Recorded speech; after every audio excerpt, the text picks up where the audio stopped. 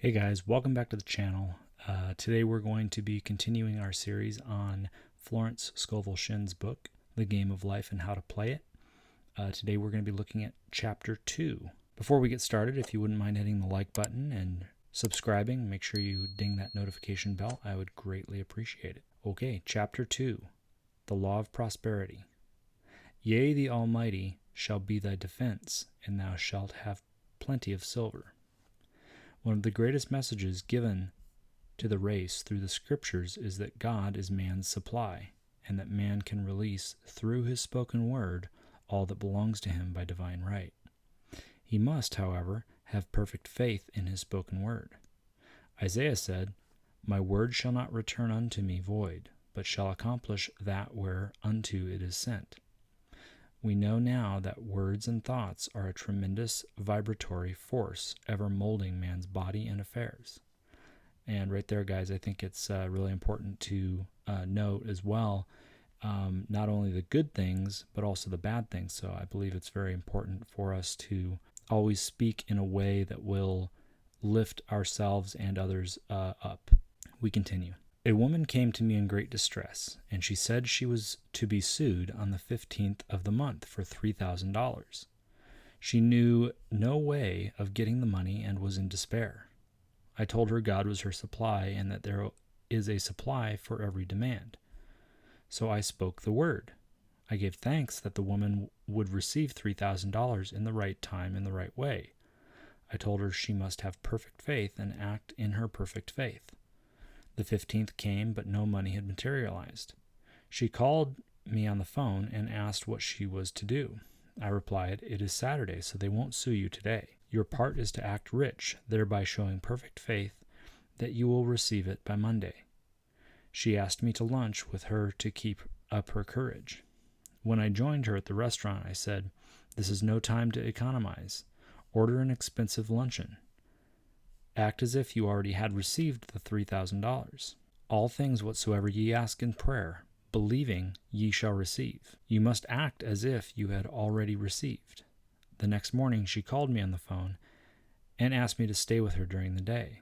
I said, "No, you are divinely protected and God is never too late." In the evening she phoned again, greatly excited, and said, "My dear, a miracle has happened. I was sitting in my room this morning when the doorbell rang. I said to the maid, 'Don't let anyone in.' The maid, however, looked out the window and said, 'It's your cousin with the long white beard.' So I said, 'Call him back. I would like to see him.' He was just turning the corner when he heard the maid's voice, and he came back. He talked for about an hour, and just as he was leaving, he said, 'Oh, by the way, how are finances?' I told him I needed the money, and he said, 'Why, my dear, I will give you $3,000 the first of the month.' I didn't like to tell him I was going to be sued. What shall I do? I won't receive it till the first of the month, and I must have it tomorrow. I said, 'I'll keep on treating.' I said, 'Spirit is never too late.' I give thanks she has received the money on the invisible plane, and that it manifests on time. The next morning her cousin called her up and said, 'Come to my office this morning. I will give you the money.' That afternoon she had $3,000 to her credit in the bank and wrote checks as rapidly as her excitement would permit. If one asks for success and prepares for failure, he will get the situation he is prepared for." I'd just like to stop right there. If one asks for success and prepares for failure, he will get the situation he is prepared for. How many times in your own life have you wished for something or prayed for something and you've prepared for another thing, the opposite of what you want, because you just know that it's not going to work out the way you hope it will? What she's saying here is we must always prepare for that which we want, that which we're praying for, that which we need to expect that which we are praying for, rather than praying for one thing or wanting one thing and then preparing for another thing. All right, we continue. If one asks for success and prepares for failure, he will get the situation he is prepared for. For example, a man came to me asking me to speak the word that a certain debt would be wiped out. I found he spent his time planning what he would say to the man when he did not pay his bill, thereby neutralizing my words. He should have seen himself paying the debt. We have a wonderful illustration of this in the Bible relating to the 3 kings who were in the desert without water for their men and horses. they consulted the prophet Elisha, who gave them this astonishing message. Thus saith the Lord, Ye shall not see wind, neither shall ye see rain, yet make this valley full of ditches. Man must prepare for the thing that he has asked for, when there isn't the slightest sign of it in sight. For example, a woman found it necessary to look for an apartment during the year when there was a great shortage of apartments in New York. It was considered almost an impossibility, and her friends were sorry for her and said, Isn't it too bad you'll have to store your furniture and live in a hotel?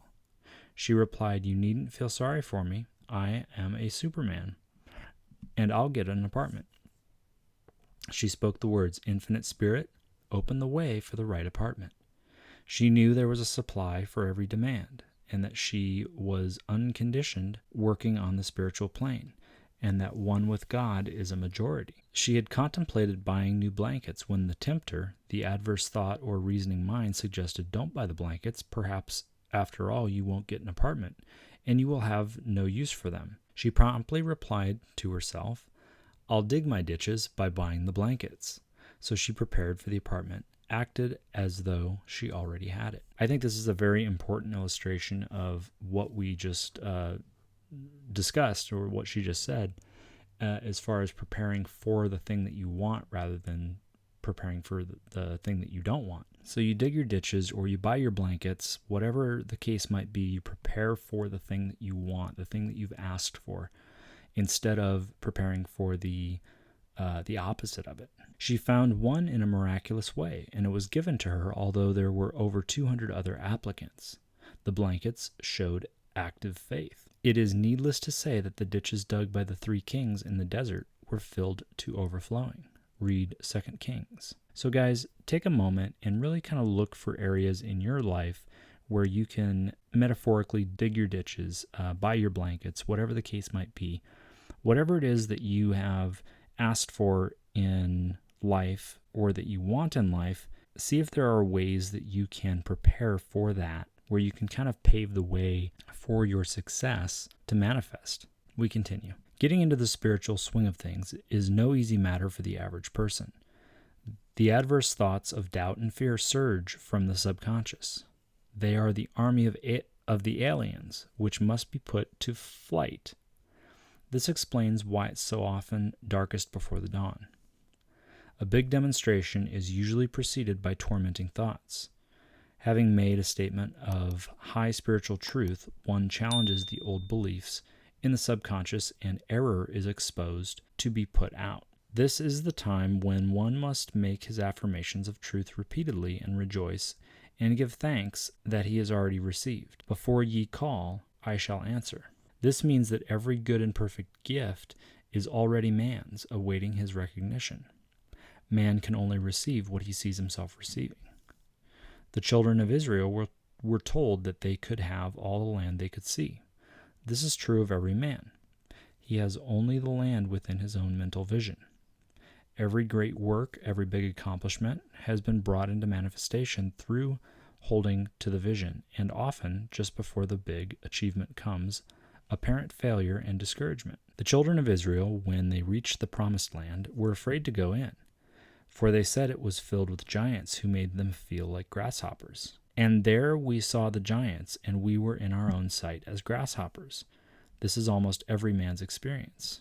However, the one who knows spiritual law is undisturbed by appearance, and rejoices while he is yet in captivity. That is, he holds to his vision and gives thanks that the end is accomplished he has received. Jesus Christ gave a wonderful example of this. He said to his disciples, Say not ye, there are yet 4 months, and then cometh the harvest? Behold, I say unto you, lift up your eyes and look on the fields, for they are ripe already to harvest. His clear vision pierced the world of matter, and he saw clearly the 4th-dimensional world, things as they really are, perfect and complete in divine mind. So man must ever hold the vision of his journey's end, and demand the manifestation of that which he has already received. It may be his perfect health, love, supply, self-expression, home, or friends. They are all finished and perfect ideas registered in divine mind, man's own superconscious mind, and must come through him, not to him. So this kind of goes along with what Neville Goddard says about creation being finished. Everything that is, everything that was, everything that will be is already all in one time. And that time is just the present now. So everything that you could possibly want already exists in your reality. You just have to basically speak it into your existence and trust that it will show up. All right, she continues. For example, a man came to me asking for treatments for success. It was imperative that he raise within a certain time $50,000 for his business. The time limit was almost up when he came to me in despair. No one wanted to invest in his enterprise, and the bank had flatly refused a loan. I replied, I suppose you lost your temper while at the bank, therefore your power. You can control any situation if you first control yourself. Go back to the bank, I added, and I will treat. My treatment was, you are identified in love with the spirit of everyone connected with the bank. Let the divine idea come out of this situation. He replied, Woman, you are talking about an impossibility. Tomorrow is Saturday. The bank closes at 12, and my train won't get me there until 10. And the time limit is up tomorrow. And anyway, they won't do it. It's too late. I replied, God doesn't need any time and is never too late. With him, all things are possible. I added, I don't know anything about business, but I know all about God. He replied, It all sounds fine when I sit here listening to you, but when I go out, it's terrible. He lived in a distant city, and I did not hear from him for a week. Then came a letter. It read, You were right. I raised the money and will never again doubt the truth of all that you told me. I saw him a few weeks later, and I said, What happened? You evidently had plenty of time after all.